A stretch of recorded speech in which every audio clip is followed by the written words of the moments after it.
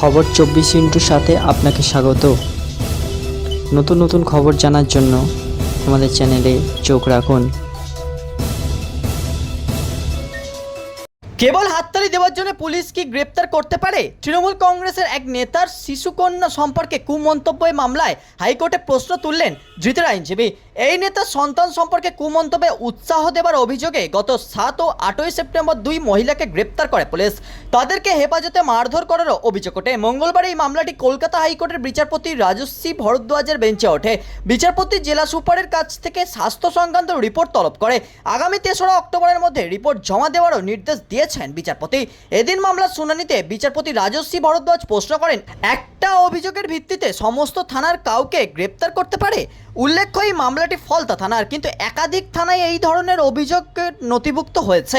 মামলাকারী দুই মহিলার আইনজীবী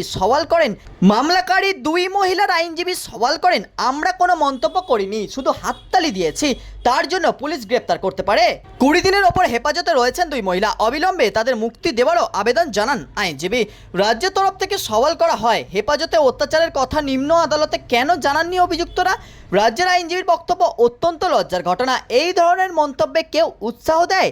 এই ধরনের মন্তব্য সমাজে করা যায়?